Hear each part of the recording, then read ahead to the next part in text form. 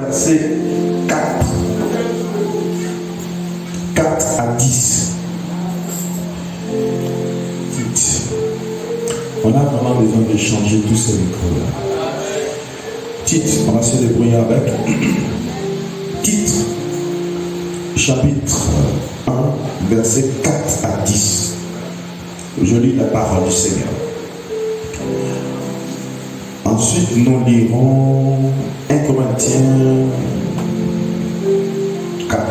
14 et nous irons avec Actes 20, 28 à 29.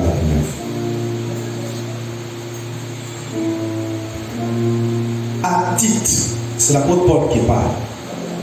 À titre, mon enfant légitime en notre commune foi, que la grâce et la paix te soient données de la part de Dieu le Père et de Jésus-Christ notre Sauveur.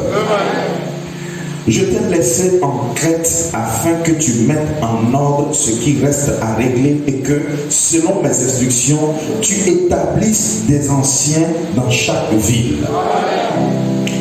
S'il s'y trouve quelques hommes irréprochables, mari d'une seule femme, ayant des enfants fidèles, qui ne soient ni accusés de débauche ni rebelles, car il faut que l'évêque soit irréprochable, comme économe de Dieu, et qu'il ne soit ni arrogant, ni colère, ni adonné au vin, ni violent, ni porté à un gain déshonnête, mais qu'il soit hospitalier, ami des gens de bien, modéré, juste, saint, tempérant, attaché à la vraie parole telle qu'elle a été enseignée, afin d'être capable d'exhorter selon la saine doctrine et de réfuter les contradictions.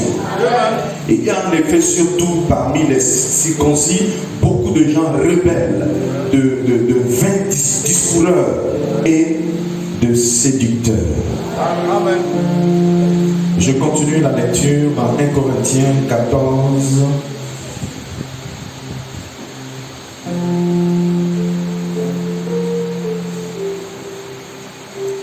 À 33. Les esprits des prophètes sont soumis aux prophètes. Amen. Car Dieu n'est pas un Dieu de désordre, mais de paix, comme dans toutes les églises des saints. Je termine avec Actes chapitre 20, verset 28. Prenez donc garde à vous-même et à tout le troupeau sur lequel le Saint-Esprit vous a établi évêque, pour paître l'église du Seigneur qu'il s'est acquise par son propre sang. Je sais qu'il s'introduira parmi vous après mon départ des loups cruels qui n'épargneront pas le troupeau. Amen. Que Dieu bénisse sa parole. Que Dieu vous bénisse. Que Dieu vous bénisse. Amen. Veuillez vous asseoir.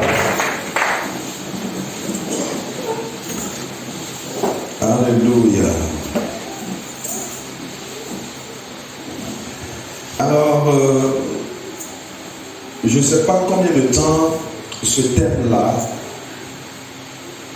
nous allons mettre sur ce thème, le caractère ordonné de Dieu dans ses fils.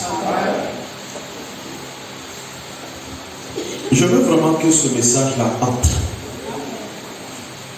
Je crois que ça va aider beaucoup de personnes. Voilà pourquoi j'ai exigé que vous qui n'étiez pas là, qui n'avez pas écouté les bandes précédentes, voyez le frère Didier, il va vous remettre les premières bandes. Écoutez cela, raison, ça va vous faire du bien. Ça va vous donner d'être équilibré dans la parole, d'avoir une compréhension plus nette de ce que c'est qu'un ministère. Amen. Alors mon inspiration reste l'ordre dans l'église. Alors aujourd'hui, continue avec le sujet de la semaine passée, l'office du pasteur. Amen. Gloire à Dieu. Combien ont été bénis le dimanche passé?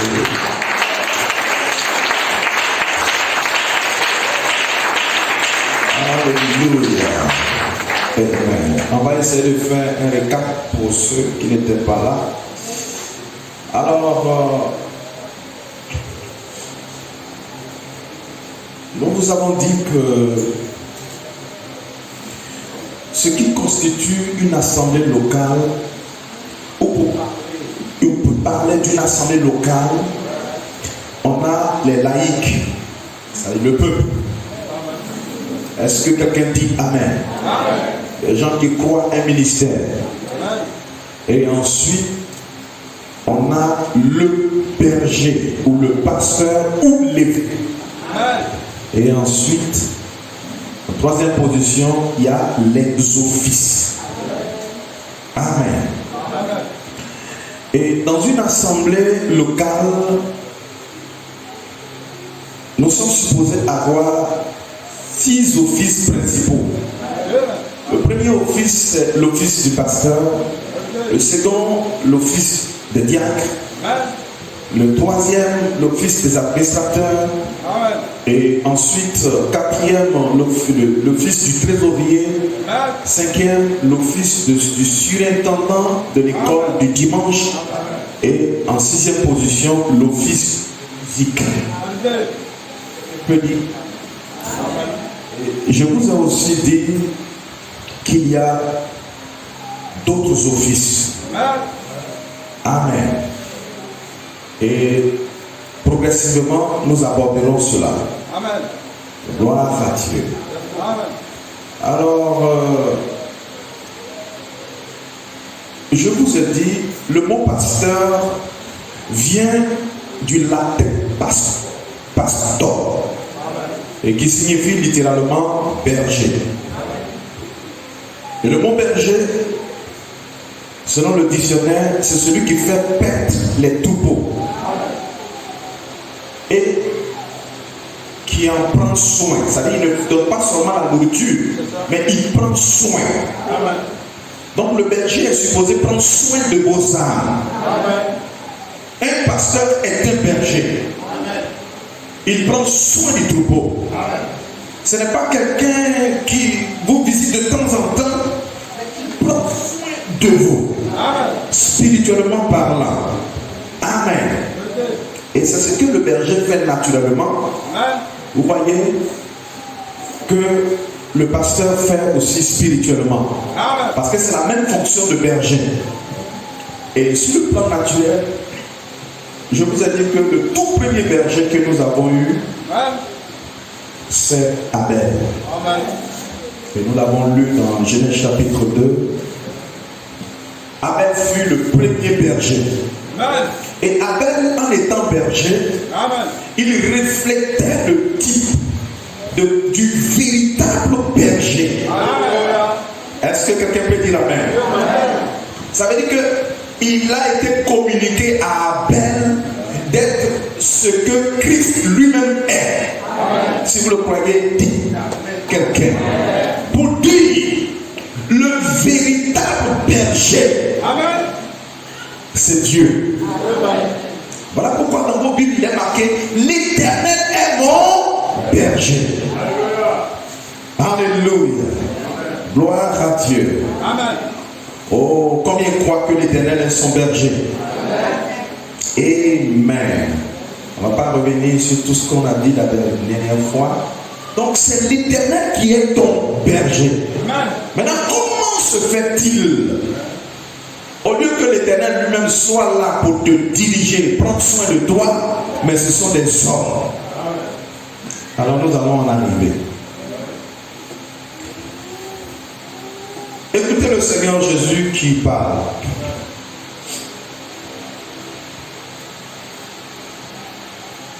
Il dit, je suis sorti du Père et je suis venu dans le monde. Maintenant, je quitte le monde. Je vais au Père. Amen. Est-ce que quelqu'un peut dire Amen? Amen. Mais lui, il est notre frère. Il est celui qui nous a dévancés. Il est le premier-né d'entre plusieurs frères. Ça veut aussi dire, s'il est notre frère, que pendant que je suis ici, je ne suis pas encore chez moi. Mais garantit que je me retrouve chez moi. Est-ce que quelqu'un peut dire amen? Il dit encore ici, dans Jean 17, amen.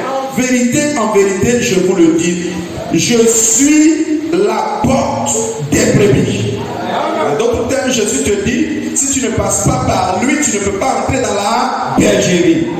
Donc il n'est pas seulement le berger, mais il est la porte de la bergerie. Quoi qu'ils disent amen. Tous ceux qui sont venus avant moi sont des voleurs et des brigands.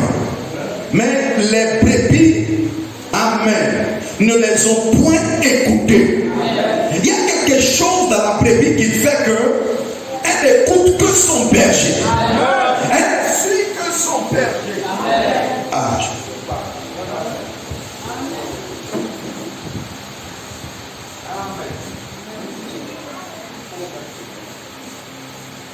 Ok. Alléluia. Il dit, je suis la porte. Si quelqu'un entre par moi, il sera sauvé. Il entrera et il sortira et il trouvera des pâturages. Donc il n'y a que en Jésus qui est la porte, qui est le berger, que tu peux être sauvé. Amen.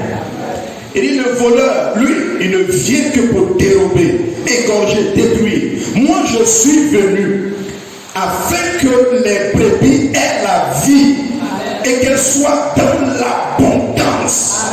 Donc quand tu entends ça, tu ne peux que dire amen.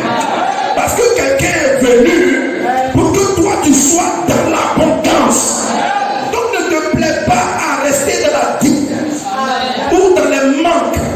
Dieu t'appelle à être dans l'abondance. Si tu crois cela, dis amen. Et il termine en disant ceci, je suis le bon berger. Il dit, je suis le bon berger. Combien croient que Christ est le bon berger? Il dit, le bon berger donne sa vie pour ses brebis. Alléluia. Ça veut dire ce que ça veut dire. Est-ce que tu dis amen? Ça veut dire que là où vous êtes en ce moment, vous appartenez à celui qui a donné sa vie pour vous. Amen. Moi, je n'ai pas donné ma vie pour vous.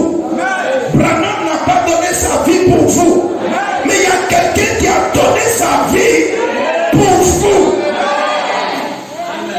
Ça doit rentrer d'abord. Est-ce que quelqu'un peut dire amen? Alléluia. Et celui qui a donné sa vie pour vous te dit, moi je te donne ma vie. Alléluia. Dieu n'a pas besoin de toi, ta vie. Toi, ta propre vie. Dieu n'en a pas besoin.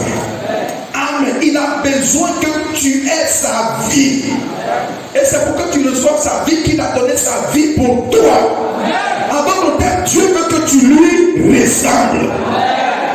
Parce que les brebis font comme leur berger. Est-ce que quelqu'un croit cela? Amen. C'est pour ça qu'il est venu te sauver. En donnant ta vie, il est venu te sauver. Et depuis qu'il t'a sauvé, depuis que tu reconnais que tu es sauvé, il n'y a rien dans ce monde qui puisse te perdre.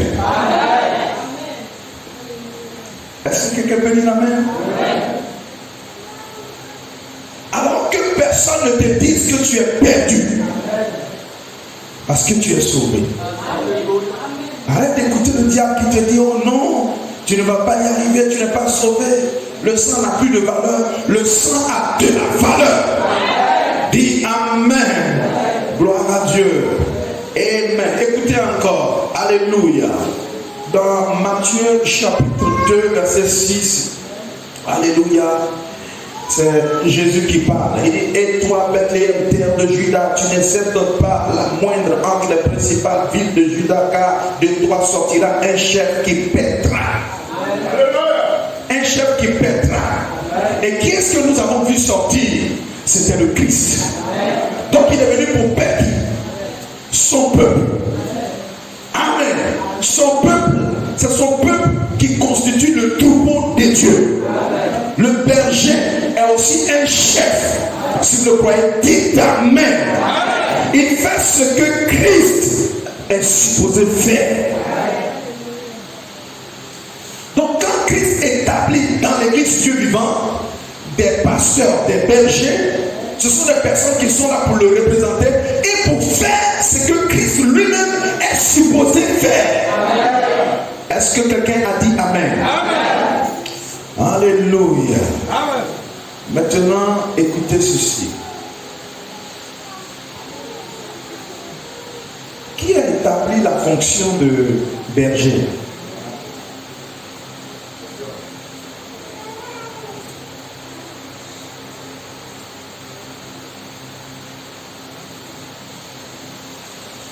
Amen. On va dire dans Nombre 27. Je vais partir verset 16. Que l'Éternel, le Dieu des esprits de toute chair, établisse sur l'assemblée un homme. Alléluia. Il dit lui-même, il est le berger. Mais ici, il dit que l'Éternel établisse un homme. Est-ce que quelqu'un dit Amen? Amen. Qui sort devant eux, qui entre devant eux, qui les fasse sortir, qui les fasse entrer, afin que l'assemblée de l'Éternel ne soit pas comme des brebis qui n'ont point de berger. Alléluia. Amen. Je suis en train de vous démontrer que c'est la volonté de Dieu qu'il y ait un plan qui soit établi au-dessus de vous. Si tu ne peux pas accepter cette volonté de Dieu, alléluia, alors on ne peut rien faire pour toi. Alléluia. C'est dit que le pasteur que Dieu établit est pour toi un guide. Dis Amen. Il a l'intelligence que Dieu établit sur les brebis pour les conduire. C'est pourquoi, dès que vous constatez dans l'assemblée une brebis qui commence à vouloir se comporter comme le berger, il y a problème. Dis Amen. C'est qu'il y a problème. Dis Amen. Parce que dans un bateau, il n'y a jamais deux capitaines. Dans une assemblée locale, il n'y a jamais deux pasteurs. Il y a un seul pasteur. Et cette église-ci n'est pas conduite ou dirigée par un conseil d'anciens. Dis Amen. Alléluia. Si même il y a des anciens, au-dessus de tous les anciens, il y a un berger. Si vous le croyez, dites Amen. Alléluia. Amen. Voilà pourquoi nous disons à ceux qui disent on a les bandes, on a les brochures, on n'a pas besoin de pasteur. Amen. Ceux qui disent que Branham est leur pasteur. Amen. Écoutez ce que Jésus dit. Dis Amen quelqu'un. Alléluia. Jésus, Amen. Dans Jean 21, verset 15. La Bible dit, après qu'ils eurent mangé, Jésus dit à Simon-Pierre. Pourtant dans le passage auparavant, on a entendu Jésus dire, je suis le bon berger. Jésus dit, il avait dit, je suis le bon berger. Mais ici, Jésus dit à Simon-Pierre, fils de Jonas, m'aimes-tu? Amen. Plus que ne m'aime ceci, il répondit, oui Seigneur, tu sais que je t'aime. Et Jésus lui dit, père mes brebis. Dis Amen. Occupe-toi de mes brebis. Donne à manger à mes brebis. Dis Amen. Pourquoi Jésus lui-même ne restait pas pour continuer le travail? Il dit à Pierre, père mes brebis. Est-ce que quelqu'un dit Amen? Il lui dit une seconde fois, Simon, fils de Jonas, m'aimes-tu? Pierre lui répondit, oui Seigneur, tu sais que je t'aime. Jésus lui dit encore, père mes brebis. Dis Amen. On voit que Jésus est en train de es Pierre, un homme, un pécheur sauvé par grâce. Mais toi, Jésus, tu es là.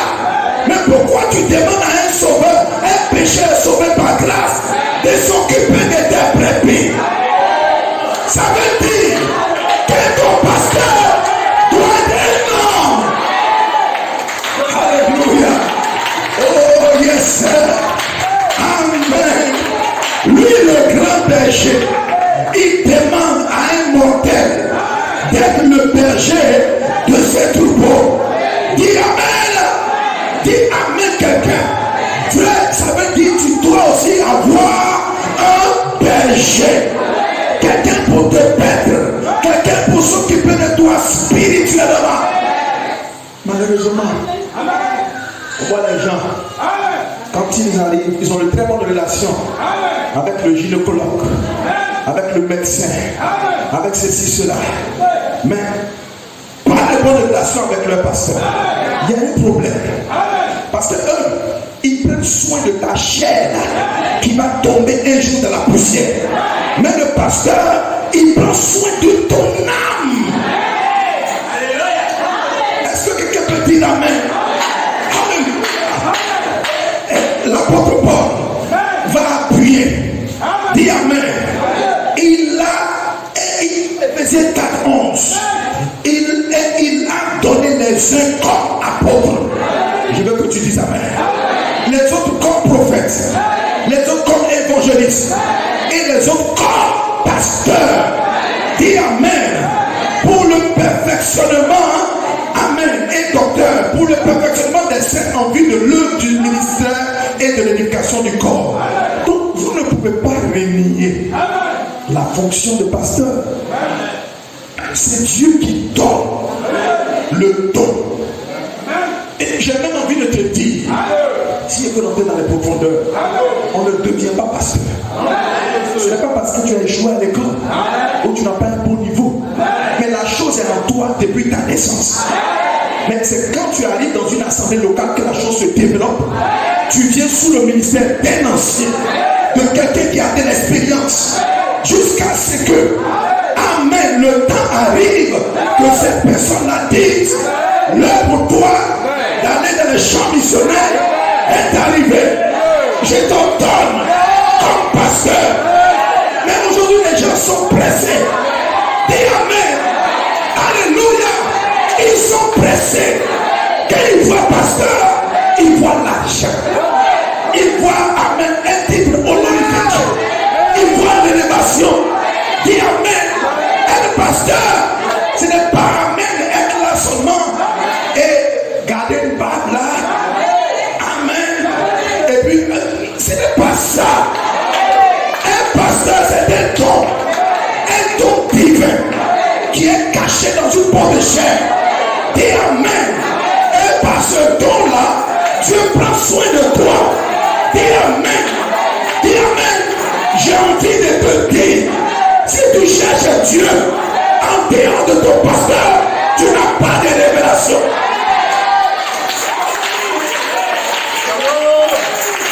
Est-ce que quelqu'un peut dire Amen? Alléluia.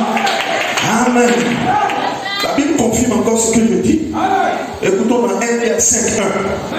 Voici les exhortations que j'adresse aux anciens qui sont parmi vous. Moi, c'est l'apôtre Paul qui parle. Ce n'est pas long aujourd'hui.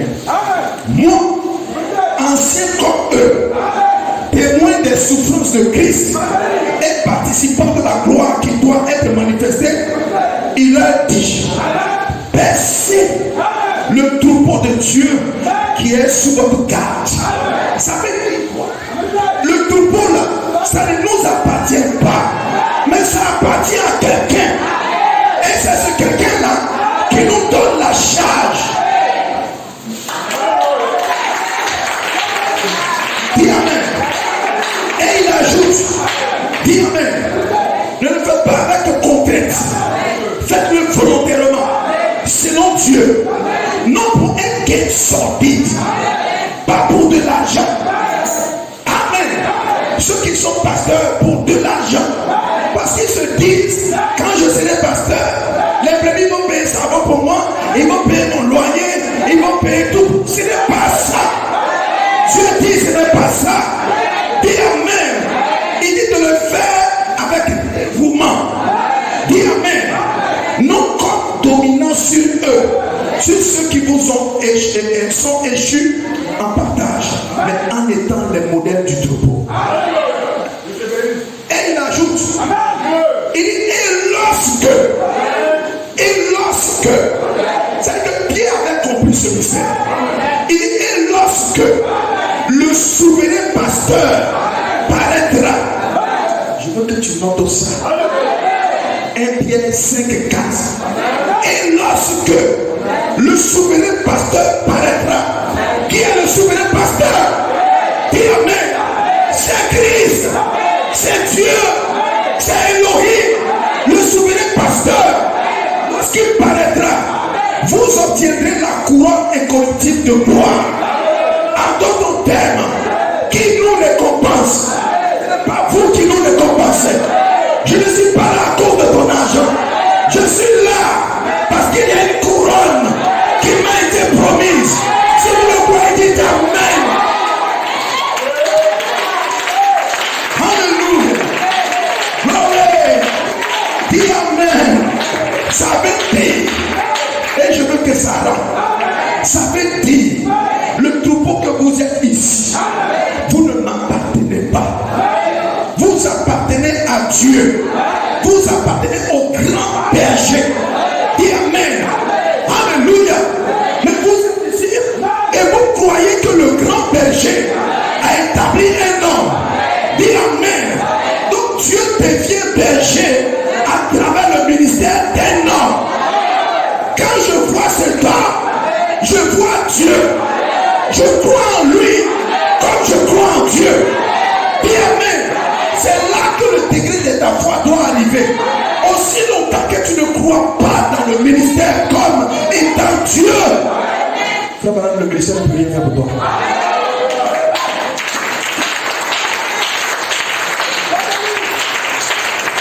Et généralement, c'est la raison pour laquelle, quand le ministère va donner, le pasteur va donner un mot d'ordre, il va dire, je veux que tous les bébés soient là, ici. Le mercredi, si tu n'as rien à faire, au lieu de rester devant la télévision, viens à l'église. Viens adorer. Mais les gens vont trouver le bon plaisir, le malin plaisir de rester chez eux. Ils ne font rien de bon. C'est peut-être un programme de télévision qui l'a retenu. C'est peut-être des parents qui ont voyagé, qui ont quitté le village, qui sont arrivés. Mais tes parents qui sont arrivés, ils ne sont pas au-dessus de Dieu. Le jour que tu tombes, aucun parent ne peut faire quelque chose pour toi. Quand on est en train de pleurer pour toi, aucun parent. Mais le bon berger, si tu as été dans sa bergerie, dès que tu tombes, il te reçoit. Il envoie un ange pour t'accueillir avec un grand sourire. Dis Amen. Ton père, ta mère ne peuvent rien faire pour toi.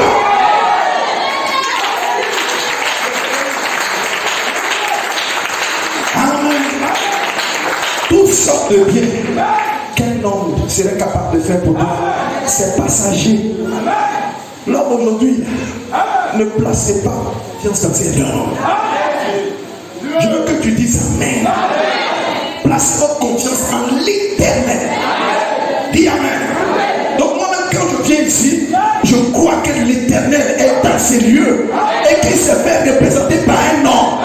Quand je m'approche de lui, dis Amen. Je sens comme je m'approche de Dieu. Ce mystère, dans les églises dénominationnelles, ils sont compris ça. Mais nous, comme message, enflé dans le cœur, on a comme l'impression que c'est dans le message comme tous les bandits qu'on a regroupés. On n'a pas de révérence pour les hommes de Dieu. On est capable d'aller sur Internet, Facebook, critiquer un homme de Dieu. Mais il porte le titre de homme de Dieu. Ça veut dire qu'il appartient à Dieu. Il est une hiérophanie. Qui amène tout ce que je lui fais. Le Père me dira, c'est à moi que tu l'as fait. C'est pas à toi de juger la vie des noms de Dieu.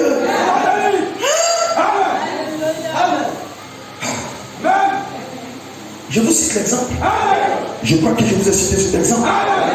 Dieu a établi Moïse. Point. Dis Amen. Aaron, Myriam sont nés. Je dirais Myriam est née avec un don. L'esprit aussi utilisait Aaron. Un jour, les deux se regardent. Ils se mettent dans un couloir et ils se mettent à critiquer l'homme de Dieu. C'est lui-même qui nous a donné la loi.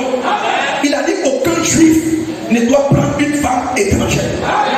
Mais lui-même qui est notre berger, notre défenseur, il est allé prendre une Éthiopienne, une femme païenne.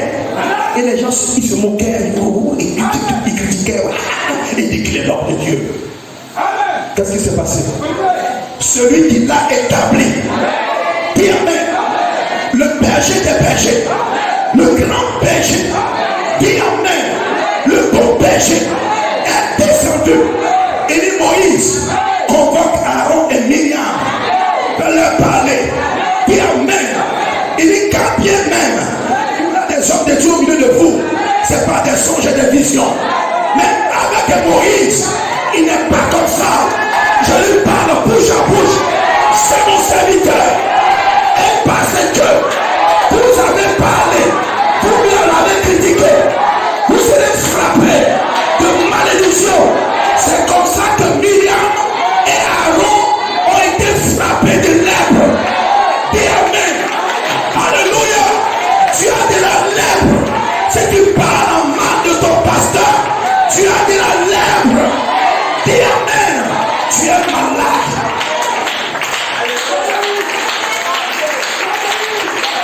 Alléluia. Amen. Amen. Lorsque le souverain sacrificateur paraîtra, le souverain pasteur paraîtra, vous obtiendrez la couronne incorruptible de gloire. Amen. Les troupeaux ne m'appartiennent pas. Amen. Les troupeaux m'appartiennent. Les pays sont à lui. C'est la raison pour laquelle nous-mêmes, pasteurs, on n'a pas le droit de se comporter envers vous. Non, je suis le chef. Couche-toi et elle marche sur toi. Non. C'est pas moi qui suis mort pour vous. Branham même n'est pas mort pour toi. Il y a un seul qui est mort pour toi. Et il dit, tu es brebis de sa bergerie. Donc s'il établit un nom, il te confie à ce monsieur. Il te dit, regarde ce monsieur. À travers lui, tout ce qu'il va dire, tout ce qu'il va te demander de faire, c'est moi qui te demande de faire. Est-ce que vous savez qu'il y a des choses que Dieu, sous la forme de l'esprit, ne peut pas accomplir? Hein? On va y arriver. Alléluia. Écoutez Actes chapitre 20 verset 28. Il dit prenez donc garde à vous-même. C'est Paul qui donne des conseils aux pasteurs. À tout et à tout le troupeau sur lequel le Saint-Esprit vous a établi évêque. Donc c'est le Saint-Esprit qui établit. Oui mon frère. Pour paître l'église du Seigneur. Et il ajoute qu'il s'est acquise par son propre sang. Est-ce que c'est par mon sang que tu es là? C'est pas mon sang. C'est lui qui est monté. C'est lui qui a donné sa vie. Son sang, sa vie. Dis Amen. Il y avait une partie de toi en lui. Quand il montait à la croix, la partie de toi que Adam a perdu, le premier Adam a perdu dans le jardin d'Éden, cette partie-là est allée se réfugier en lui. Dis Amen. Et quand tu n'as pas cette partie-là, qui a aussi appelé l'arbre de la vie éternelle, tu ne peux pas voir éternellement. Voilà pourquoi, pour que tu retrouves la vie éternelle, dis Amen, il a fallu que lui-même vienne. Qui? Le grand berger, l'époux. Dis Amen. Alléluia. Quand il vient te racheter, il vient, il ne reste pas sous la forme du Saint-Esprit, mais il vient, il se donne un corps. Emmanuel, tu es parmi nous. Mais celui qui vit à l'intérieur de ce corps, c'est Elohim. Et il donne son propre nom à ce corps. Donc le nom de Jésus, qui est le nom du Fils, en réalité est le nom du Père. Dis Amen. Donc quand tu vois le Fils dans la chair, dis Amen. Ça veut dire que tu as vu Dieu dans la chair. Parce que Dieu est un esprit. On ne voit pas Dieu.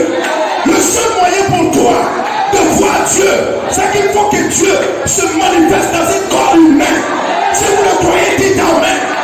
Et Dieu, en venant dans un corps humain, était en train de te dire que je vais établir des dons éphésiens. Voilà pourquoi il a dit. Il a fait des dons à certains, des docteurs, des évangéliques, des docteurs, des pasteurs, des prophètes. Mais tout cela, est-ce que c'est le soleil, la lune? C'est des hommes. On a vu parmi les prophètes messagers, il y en a qui fumaient, il y en a qui buvaient.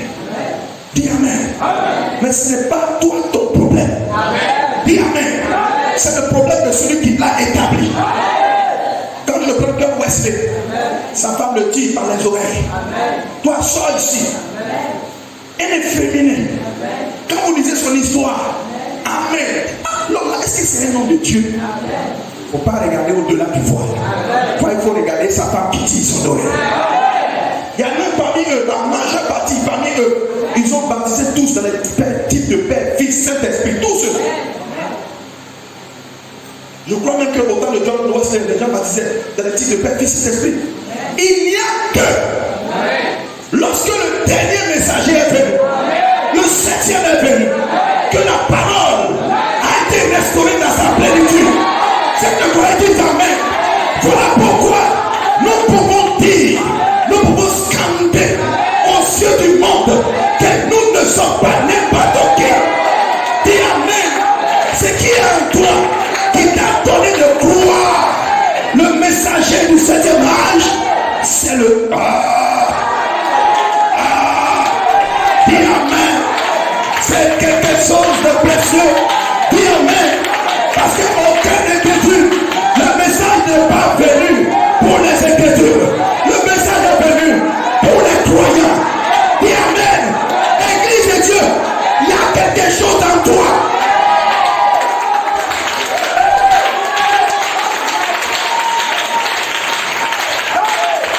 Amen. Mais le problème, est-ce que toi-même tu reconnais qu'il y a quelque chose en toi? C'est parce que tu ne crois pas qu'il y a quelque chose en toi que tu assistes comme ça. Tu crois que c'est l'affaire des autres. Ce n'est pas l'affaire des autres. C'est ton affaire. Dis Amen. Là où je me tiens ici, dis Amen. Je vais te dire en réalité, c'est que je suis en train de faire. Je suis en train de placer devant toi un miroir. Et dans ce miroir, quand tu regardes, tu dois voir, tu dois te reconnaître. Si vous le croyez, dites Amen. Dis Amen. Je suis la parole. Dis Amen. Toi aussi tu es la parole. Quand la parole regarde la parole voit la parole. Dis Amen. Dis Amen. C'est pourquoi je suis heureux. Tous les jours, je suis heureux. Et je ne sais pas ce qui va me rendre triste. Que Yahweh vienne, que Yahweh ne vienne pas. Je suis tout le temps heureux. Que j'ai l'argent, que je n'ai pas l'argent aujourd'hui. Je suis tout le temps heureux. Qu'on parle de moi, qu'on ne parle pas de moi. Je suis tout le temps heureux. Dis Amen. Parce que j'ai compris. Dis Amen. Que quelqu'un m'a aimé. Il m'a tellement aimé qu'il m'a dit Amen. Je ne viens pas dans l'âge de Paul. Je ne viens pas dans l'âge d'Irénée. Je ne viens pas dans l'âge de Saint-Martin. Je ne viens pas dans l'âge de Colomba, ni de Martin Luther. ni de John Wesley. Mais je viens, dis Amen. Quand toi, dans ta génération, quand toi tu viens au monde, c'est là que je viens. J'ai envie de te dire, Christ, la parole est venue à toi, c'est la plénitude. Dis Amen. Quand tu crois ça, tes problèmes, les blocages de ta vie, prennent fin. Au nom de Jésus, je proclame que tu sois libéré. Toutes tes affaires prospèrent. Alléluia. Yes, sir. Oh, je me sens rajeuni. Ce matin, je me sens rajeuni. Dis Amen. Si toi tu n'as pas envie d'adorer, moi j'ai envie d'adorer. Dis Amen. Dis Amen. Dis Amen. Je ne suis pas venu ici pour regarder les autres, mais je suis venu ici pour rencontrer la parole et dire Amen. Et dire aux yeux du monde entier que je crois. Alléluia. Yes, sir. Amen. Yes, sir. Amen. Quand la parole entre, que tu as envie de crier, ne te retiens pas. Pousse des cris de joie. Alléluia. Amen. Oh yes, sir. Amen. Yes, sir. Vous appartenez au grand berger. Dis Amen. C'est aussi dire que ton degré de foi doit t'amener à croire. Amen. Quand t'adressant à celui qui le représente dans ton assemblée, tu t'adresses à Dieu lui-même. C'est de la même manière. Donc si Dieu t'a descendu à quelqu'un, et puis tu dis, Seigneur Dieu, c'est toi, c'est comme ça que tu dois t'adresser à ton pasteur. C'est des révérences. On ne te demande pas de l'adorer. Dis Amen. Mais de croire en lui. Et quand tu crois en lui, son ministère te bénit. Produit en toi de la foi. Mais vous qui venez ici sans croire ce ministère, je ne peux pas vous aider. Je vous dis la vérité. Vous perdez votre temps. Alléluia. Vous perdez votre temps. Dis Amen.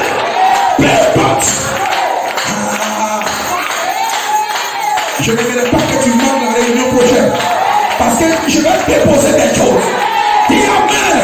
Si vous aimez les choses, si vous aimez les ministères, je vais déposer. Dis Amen. Et ton âme sera davantage en péril. Si vous le croyez, dites Amen. Voici le véritable secret.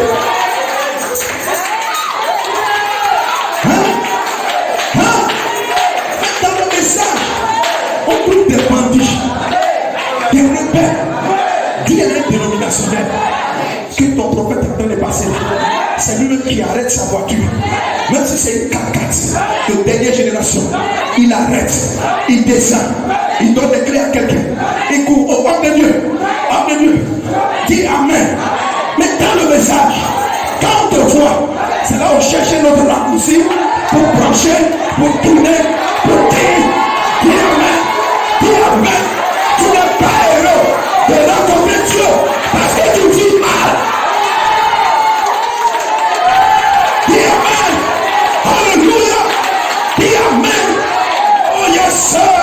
Ce mystère, disons au dénominationnel, de nous donner une partie de ça, de cette révérence. Ils l'ont eu. Il y en a même, on ne leur demande pas de se coucher devant le pasteur. Ils se mettent à genoux au homme de Dieu. Vraiment, prends ça. De chez nous ici, à peine on salue l'homme de Dieu. Oh pasteur, comme si c'est ton amusement. Ce pasteur n'est pas ton amusement. Ce n'est pas parce qu'il dort dans une maison inachevée qu'il est ton amusement. Si vous le croyez, dites Amen. Élie dormait dans les montagnes, dans les grottes. Mais ce n'était pas, c'était un homme ordinaire. Mais à travers cet homme ordinaire, le Saint-Esprit agissait puissamment.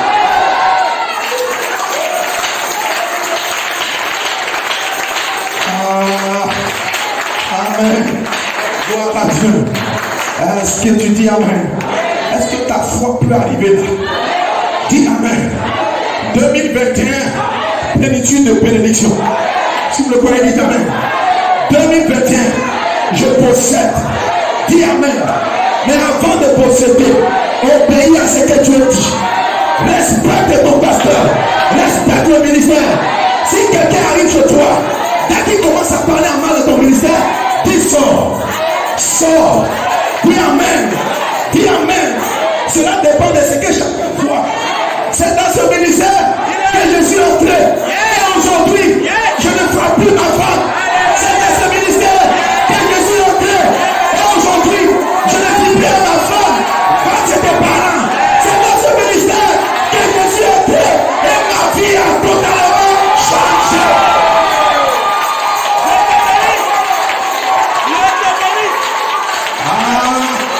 Je sens que je suis en train de bénir Dieu. Dis Amen.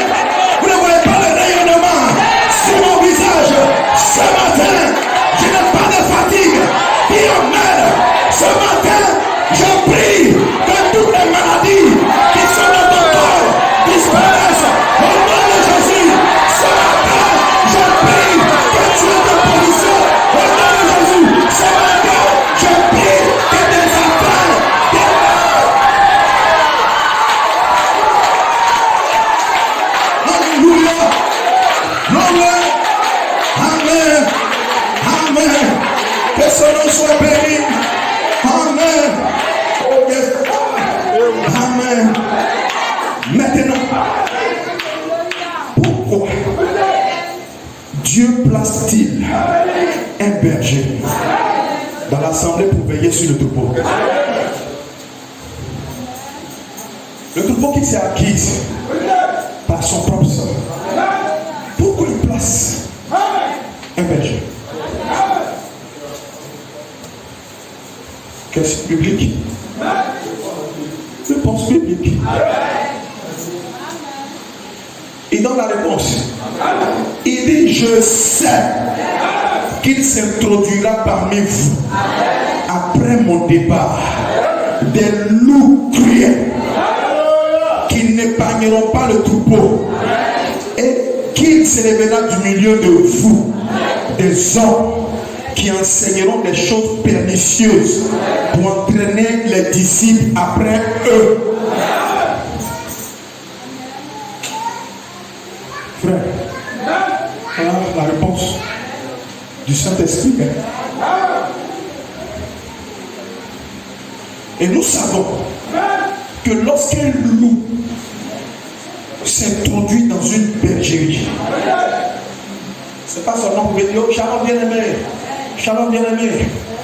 Son intention n'est jamais bonne. Ce n'est pas pour venir simplement apprécier d'un bon cœur le ministère. Mais quand le loup entre, c'est pour diviser, déchirer, détruire.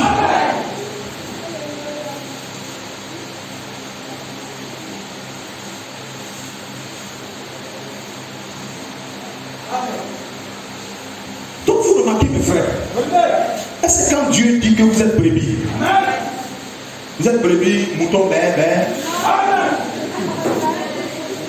amen. Vous êtes des êtres humains, mais Dieu vous appelle brebis. Donc quand Dieu dit loup, c'est aussi des hommes. Pas seulement des hommes. Des hommes possédés d'un esprit. C'est tout ce qui vient pour te séparer, t'éloigner de Dieu. C'est un esprit de loup.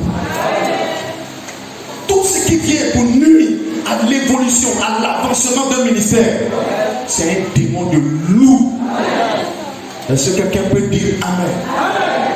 Je sais qu'il s'introduira parmi vous après mon départ des loups cruels qui n'épargneront pas le troupeau. Qu'il s'élèvera du milieu de vous des hommes qui enseigneront. Amen. Quand tu les entends enseigner, il y a beaucoup de choses logiques dedans. Amen. Mais la petite portion de mensonge qui est dedans fait que le tout devient un mensonge. Amen. Vous voyez? Ils viendront pour amener les brebis à eux les suivre. C'est comme celui que Dieu a établi ici là. Amen. n'est pas digne qu'on le suive aussi. Tu as une révélation. Frère, maintenant, tu viens partager ça dans le secret avec le pasteur. Et pourquoi tu réponds ça? C'est donc pour empêcher les brebis d'être embarquées dans les différentes sortes de mouvements qui s'élèvent. Cette église a connu beaucoup de mouvements. Mais je ne suis pas en train de dire que ce sont les derniers mouvements. Il y aura encore. C'est ça, les frères. Donc Dieu établit des bergers pour qu'ils jouent le rôle de maintien. Quand il y a des ordres, il apporte des enseignements appropriés. C'est vrai que Dieu lui-même est le grand berger. Mais il est un esprit. Il a besoin d'un corps pour travailler sur la terre. Et l'homme a toujours été l'agent de Dieu. Regardez en son temps.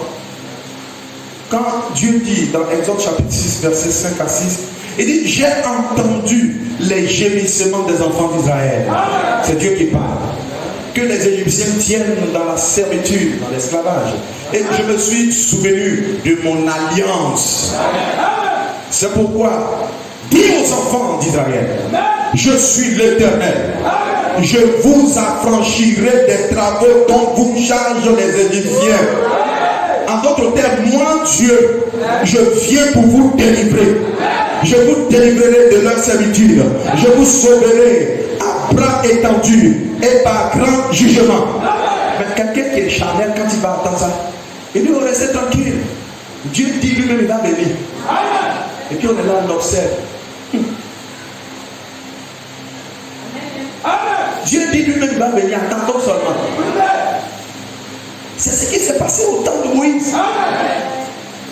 De sorte que quand Moïse est venu, on a dit: mais qui t'a envoyé? Parce que nous on sait que Dieu dit il va venir. Amen. Est-ce que la colonne de feu n'était pas là? La colonne de feu était là. Pourquoi la colonne de feu n'est pas allée directement en Égypte? Pour donner la folie à Pharaon. Pour parler à travers Pharaon, pour dire: Pharaon, laisse-moi le feu partir vite, vite, Égypte. Pourquoi il n'a pas fait ça? Hein?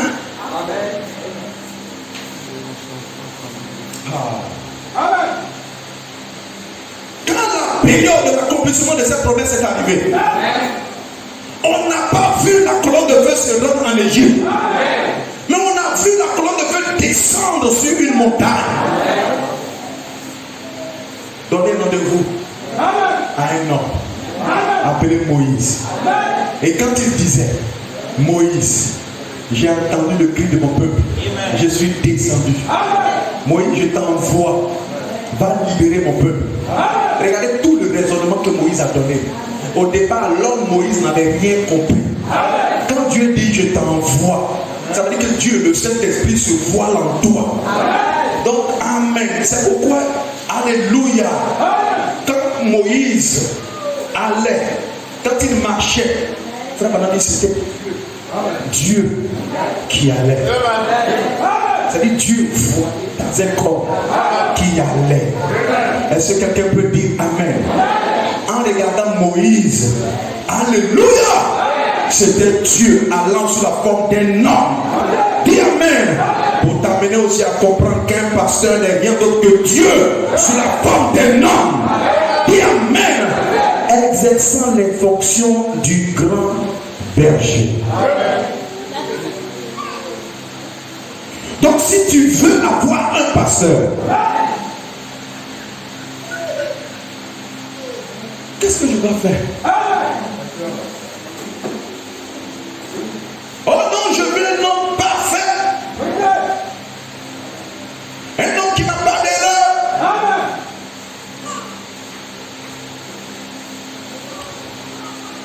Dans ce cas, on ne l'appellerait pas homme de Dieu. On l'appellerait Dieu homme. Parce que le seul qui n'a pas d'erreur s'appelle Jésus-Christ. Est-ce que quelqu'un peut dire amen? Il s'appelle Jésus-Christ. Il est le seul qui n'a pas d'erreur. Mais comment je fais pour avoir un pasteur? Il faut que tu sois à mesure de dépasser le voile humain. Aussi longtemps que tu vois l'homme, les limites humaines, tu ne seras jamais béni. Parce que Dieu est derrière le voile. Regardez quand Dieu visite Israël, il était en Jésus. Et quand les incrédules la voyaient Jésus aller s'asseoir dans les bistrots, combien croient que Jésus s'est assis dans le bistrot? C'est écrit dans la Bible. Les hommes qui se faisaient passer pour les personnes les plus pieuses disaient: oh, si celui-là était un prophète, il n'irait pas s'asseoir là-bas.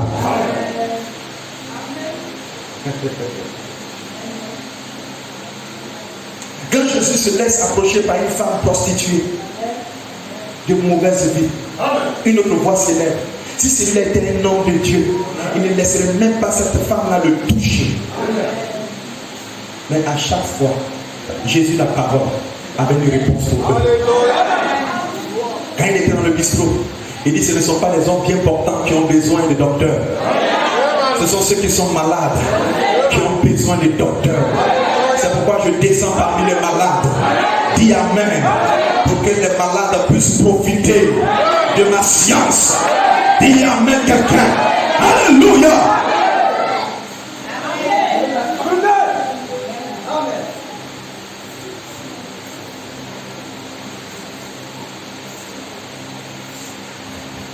Quand il s'approche de la femme prostituée, Simon lui dit: si c'était un homme de Dieu, il n'allait jamais faire ça. Dieu, quand il te regarde, il regarde à travers, au-delà de ta chair. Il voit ton âme. Et en regardant ton âme, il reconnaît que ton âme est une partie de lui-même. Ce n'est pas la sorte d'âme qu'on abandonne dans le péché. Ça veut dire, si tu es un enfant de Dieu, quelle que soit la profondeur de ton péché, Dieu trouvera le moyen de te faire sortir de là pour te positionner dans la parole.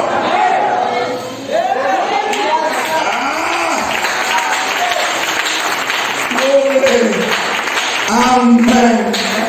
Voilà pourquoi frère Branham dit: il y a des choses que Dieu lui-même ne peut pas faire étant esprit.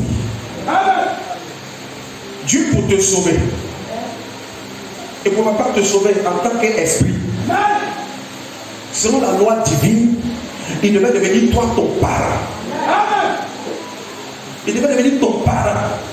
C'est-à-dire un être semblable à toi. Un être qui est hors de chair comme toi.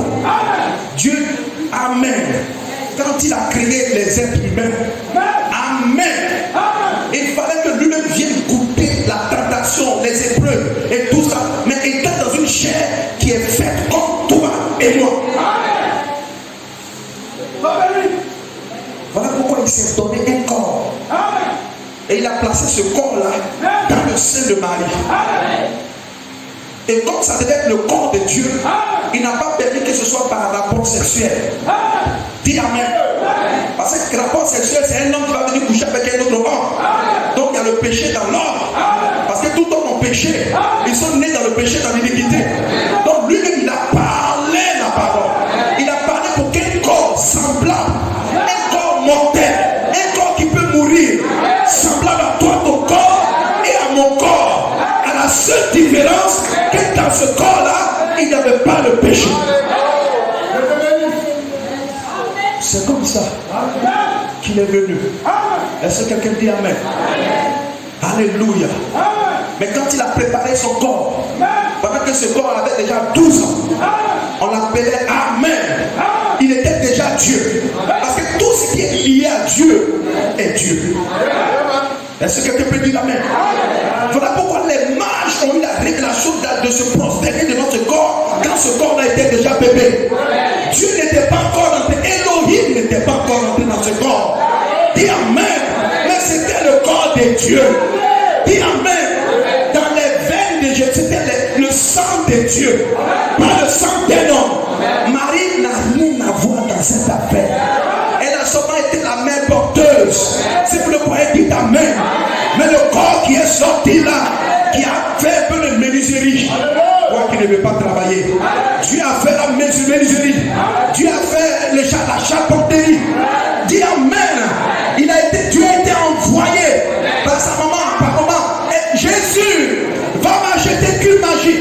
Il courait, il allait acheter. Mais Dieu, Jésus, n'oubliait pas la chose essentielle.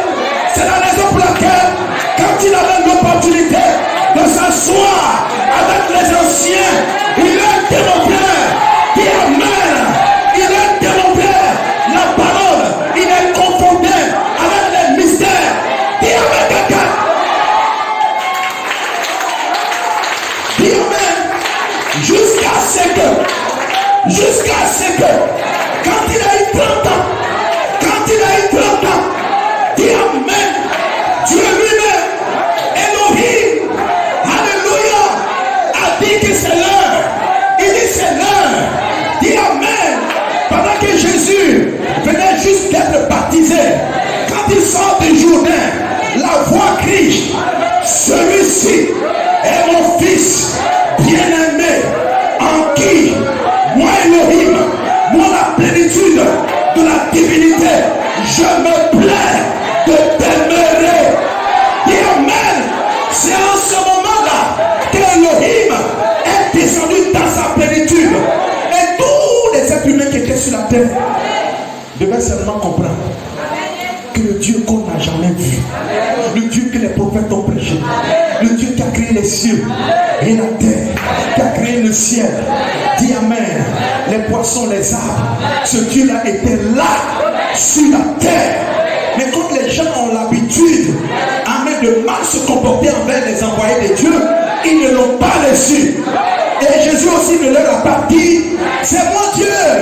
Non, il leur parlait dans des côtes, dans des mystères. Dit Amen. Par moments, les gens ne comprenaient pas. Amen. La multitude ne comprenait pas. La multitude, quand elle s'approchait, c'était pour bénéficier d'un morceau de pain, un petit miracle. Quand je vais aller là, ils vont prier pour moi. Ça se limitait à là. Dis Amen. Mais il y avait un groupe de personnes qui étaient autour. Quand les autres partaient, vers le soir, ils s'approchaient de Jésus et ils lui demandaient, Seigneur, quand il disait ça, ça veut dire quoi? Dis Amen. Quel point qu'un jour, Philippe dit, question farfa. Question farfa. Il dit Jésus, afin-là, nous on ne comprend plus. Seigneur, afin-là, nous on ne comprend plus. Montre-nous le Père et cela va nous suffire. Dis Amen. Et Jésus lui dit, quand tu aimes les choses farfa, moi aussi je vais te parler en farfa. Alléluia. Dis Amen. Alléluia. Jésus lui dit, tu veux farfa, non? Il dit, mais toi tu cherches le Père. Mais il y a longtemps que je suis au milieu de vous ici. Tu ne crois pas que le Père dont on parle, il est en moi, il habite en moi. Donc si tu m'as vu, tu as vu le Père. Pourquoi dis-tu, montre-nous le Père? Dis Amen. Alors Philippe qui reste. Oh, Seigneur, c'est ton Père. Oui, mais si tu crois ça, tu auras la vie éternelle. Alléluia. Dis Amen. L'épouse de Jésus-Christ, elle croit les choses. Dis Amen. Qui sont dites de façon farfa. Alléluia. Oh yes sir. Amen.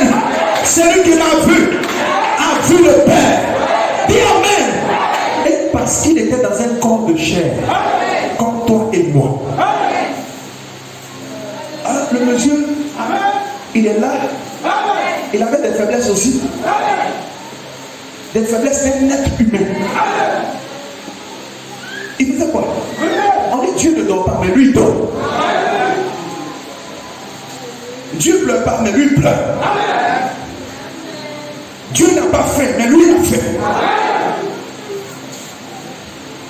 Et Frère Branham dit, la faiblesse de Jésus, c'était son affaire de manger. Si l'heure de la nourriture arrive, que la nourriture n'est pas prête, il tremble comme frère innocent.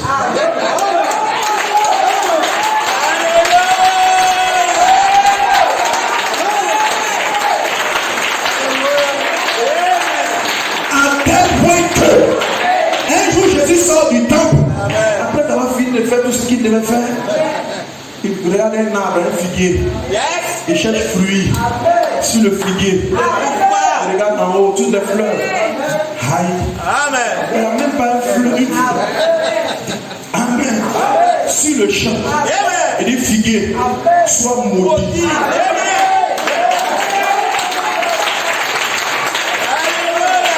La Bible dit, il fait ce qu'il veut.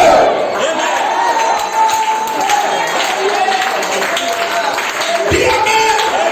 Et la Bible dit que le figuier monte de la racine jusqu'au fleur.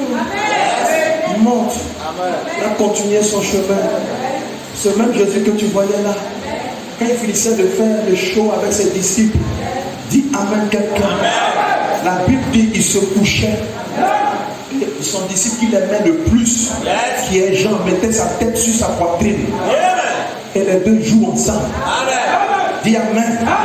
Quand l'heure de prendre Seridaga arrive, il prend Seridaga, il rentre dans le petit coin comme tout le monde.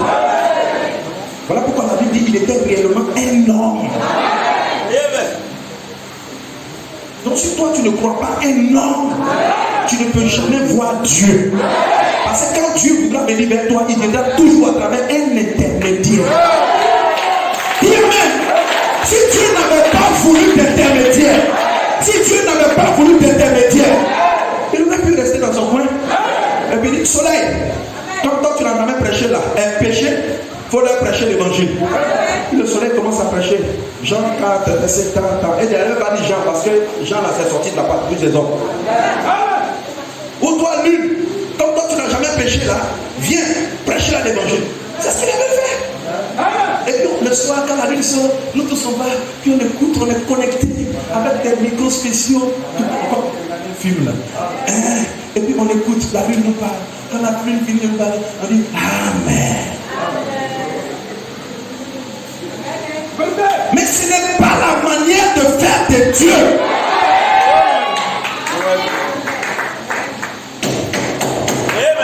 Ce n'est pas la manière de faire de Dieu. J'ai envie même de te révéler un mystère. Est-ce que tu sais comment Dieu a visité toi, ta famille? Il y a des gens qui sont ici, ils pensent que quand Dieu les a appelés, c'est cadeau. Non, je suis juste. Non, Dieu veut, le Saint-Esprit veut. Il veut passer par toi pour se faire connaître aux différents membres de ta famille. Il y a des gens dans ta famille, pour avoir reconnu que tu es un chrétien, ils vont te faire du bien. Et à cause du bien qu'ils t'ont fait, ils seront sauvés. Voilà pourquoi l'apôtre Paul dit, ne savez-vous pas que vous êtes le temple de Dieu? Amen. Non, Seigneur. Moi-même là. Aujourd'hui, tu veux m'utiliser aussi. Oui. Abandonne-toi totalement à Dieu.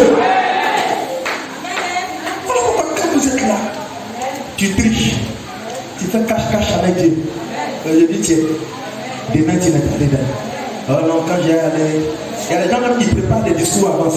Quand le pasteur me demande, il dit, non, attends, il a préparé un quel pour lui donner.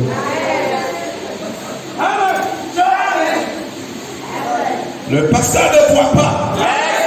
Mais le grand berger, il voit dans ton cœur si tu es sincère ou pas. Parce que tu lui appartiens.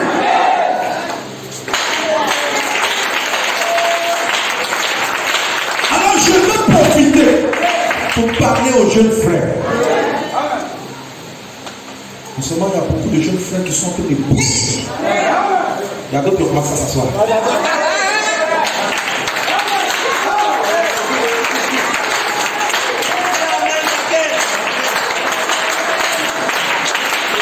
Alléluia! Nous apprécions tous nos jeunes frères. Dis Amen. Alléluia! Mais nous aimons mieux quand nos jeunes frères réalisent que eux-mêmes, ils sont le temple de Dieu. Et que Dieu, dans ce temps de la fin, veut utiliser leur corps pour se faire voir Parmi les jeunes gens aujourd'hui qui se perdent, parmi les membres de vos familles, faites ce qui est correct. Quand vous voulez vous marier, n'envoyez pas des SMS nocturnes. Ne vous cachez pas pour aller essayer d'embrasser les soeurs. Cachez-vous. Quand la soeur se plaint, dit non, je voulais m'amuser. Est-ce qu'on s'amuse comme ça? Tu allais tirer plaisir. Est-ce qu'on s'amuse comme ça? Il se lève seul pour aller rendre visite à une soeur. Est-ce qu'on s'amuse comme ça?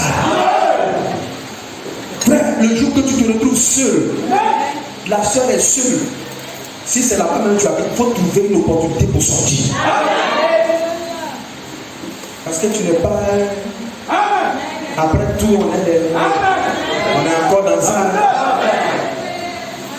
À moins que Dieu n'ait pas enlevé quelque chose. Mais si Dieu ne t'a pas enlevé, c'est quelque chose là. Frère, soit fais-toi accompagner, ou bien va à une heure qui est convenable.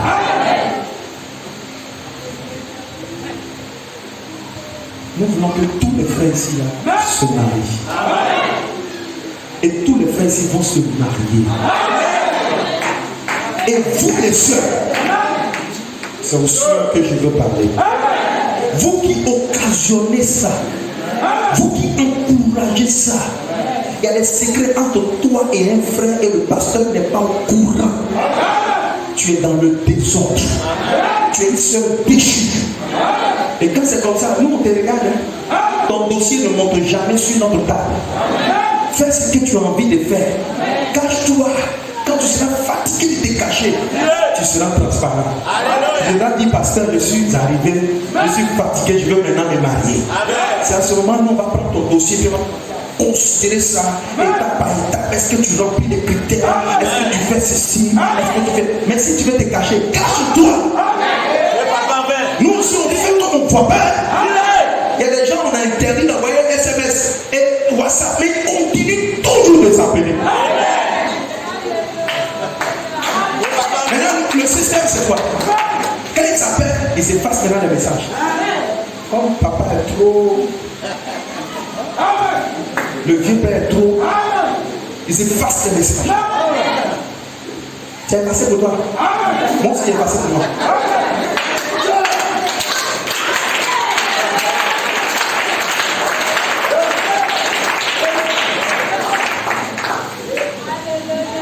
Que Dieu vous bénisse. Ah, mais c'est dans ça que j'apprécie une soeur. Il faut lui envoyer tout ce que tu veux. Moi, je suis en point. Mais dès que j'appuie sur le bouton de la soeur play, la soeur commence par la Genèse, elle rentre dans le Nouveau Testament et elle termine dans Apocalypse. Jusqu'à le frère même qui est cette soeur-là même. Donc on ne peut pas se cacher avec elle. Ce n'est pas une soeur dénominationnelle. C'est une soeur qui croit le message.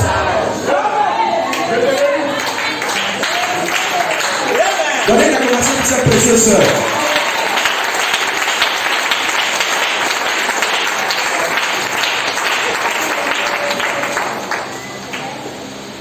Les sœurs, elles sont cachées.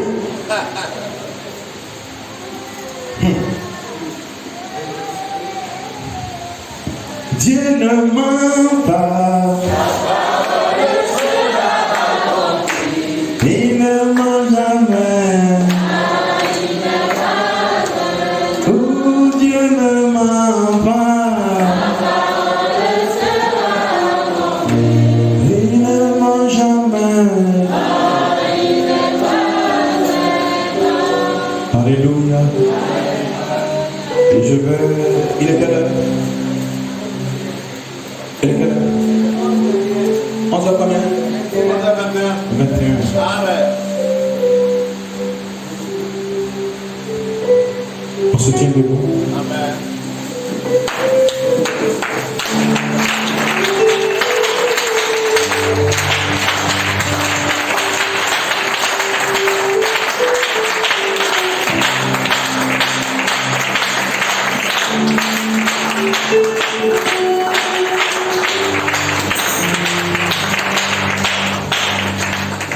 Vous savez, je termine en vous disant ceci.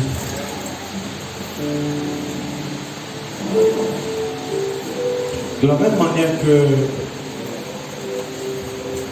aucun homme n'a cherché Dieu. Combien croient cela?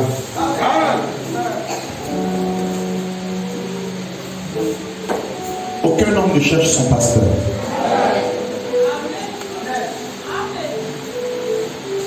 Je suis sûr que beaucoup ne le savaient pas.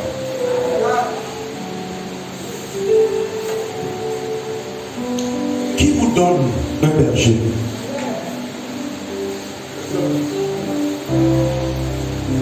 Je donne la réponse en vous lisant Jérémie 3,15. Dieu dit: je vous donnerai des bergers selon mon cœur. Et ils vous paieront avec intelligence et avec sagesse. C'est donc Dieu lui-même. Il fait concourir toutes choses pour que tu te retrouves sous l'autorité d'un berger qui te conduit. Alors quand tu arrives dans la localité en question, de par le ministère de cette personne, ton âme est guérie, ton âme est nourrie par la parole. C'est dit en réalité, ce n'est pas vous, mais c'est Dieu qui vous donne un berger selon son cœur, selon son plan, selon son programme. Alors quand vous retrouvez la meilleure place, vous comprenez mieux la parole, vous vous sentez bien. Et en ce moment, le pasteur, quand vous commencez à croire en lui, il commence à contrôler tous les aspects de votre vie, parce qu'il rendra compte à Dieu.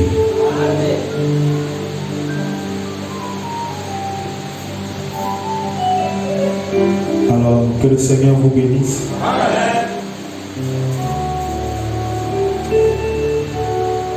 Ce matin, de façon très exceptionnelle, je veux que nous puissions prier pour les pasteurs.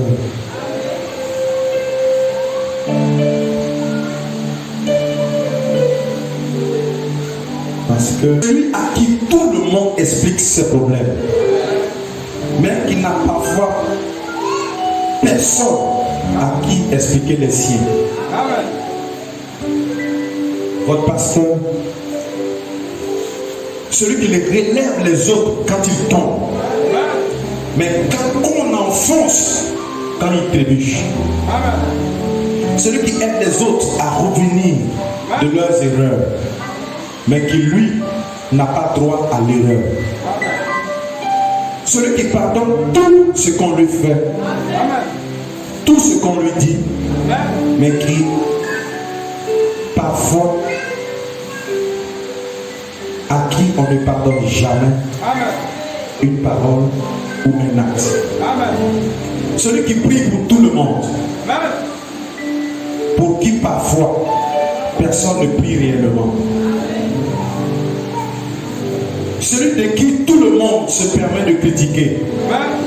On critique l'épouse, on critique les enfants. Celui qui doit prier pour que tout le monde s'épanouisse, mais qui n'a pas le droit de rendre sa famille heureuse.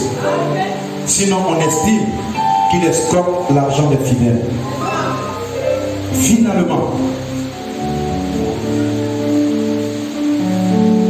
vous ne vous rendez pas compte qu'il travaille tout le temps, qu'il dort très peu.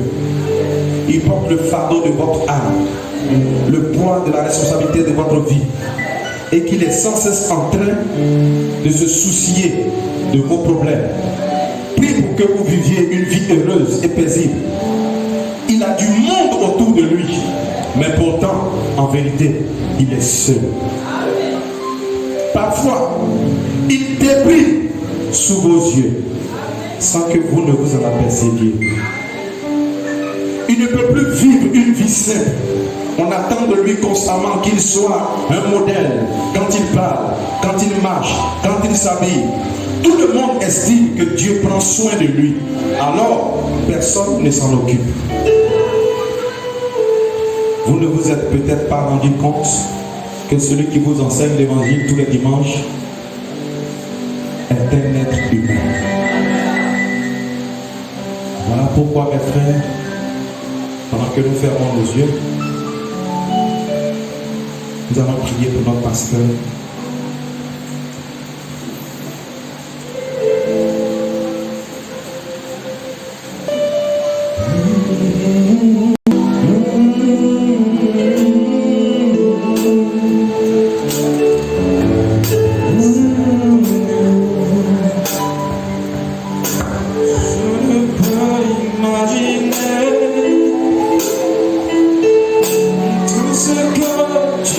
Fidèle,